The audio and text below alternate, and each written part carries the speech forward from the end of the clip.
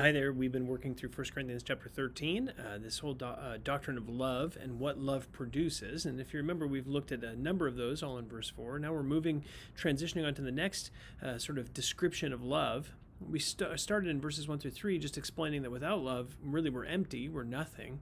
And then what love does in the heart is it produces certain fruits. So when we love, we produce certain fruits that reveal a heart of love. We've looked at a bunch of those. Love is patient, love is kind. We have these often memorized. We get down into some of the more nuanced ones here, and we've looked at arrogant, proud, and now we're going to look at one that it does not act unbecomingly. Now, this word in Greek is very interesting. It's just the word for shame. It's used in the beginning part of Romans chapter 1, at the end of Romans chapter 1, to describe shameful acts. It's used by the Apostle Jude when he describes the shamefulness of false teachers, some things that they do. So this word just describes shame, and what Paul says is that love does not act in a shameful way or put someone else in a shameful position. What does that mean? Well, there's a lot that can be said there, and as I said from the very beginning, we've been looking at these as though as a question between love of self versus love of others.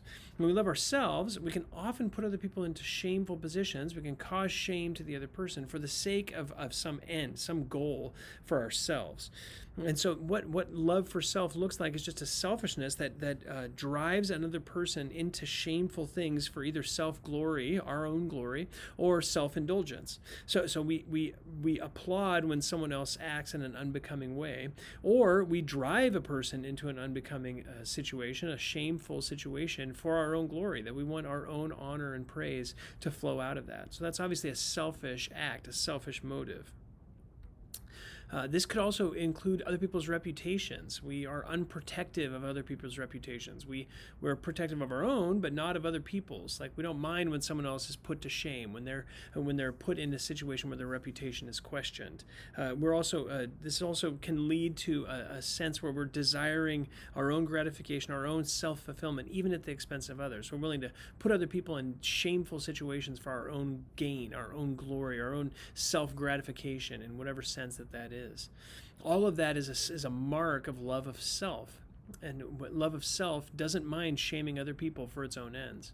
But what about love when we love others? What does that look like? Well, first of all, it shows itself in a selfless and a protectiveness of the conscience and heart and reputation of another person. We want to protect that person's reputation. It's important to us. Even if they're an enemy, we don't want to put them to shame because we're loving our enemies. We don't want them to have to carry the burden of those things. We want to be as protective as possible of that person. We never gossip. We never be sort of going against them, put any kind of shame in their path, or cause them to do or to be shamed in any way. Why? Well, because we love them. The last thing we want is for them to have to be put in a situation where they're super uncomfortable or ashamed, right? We want to keep them from that in any way. Whether it's personal, like just private, or public, we don't want to shame them in any way. It's also very protective of other people rather than the self. Other people's reputations are more important than our own. Other people's purity is just as important, right? We want to make sure that we're protecting their purity. We want to keep them away from shameful things that are shameful, where maybe it might benefit us, but we don't want to put them in that situation in any way, shape, or form. We want to protect their consciences, protect their reputation, protect their good name. So when we love another person, we carry out a desire for their moral purity. We long after not only their moral purity in their actual morality, but also in the protection of their reputation. And so in all these ways, we're trying to protect them from any kind of shame whatsoever, rather than sort of using other people for our own gains and not caring what happens to them when it comes to the shame that can be associated with evil things. Well, I hope that's helpful for you. Love does this. It protects another person. It's not primarily concerned about ourselves. It's primarily concerned about others, the protection that we desire for them. Thanks.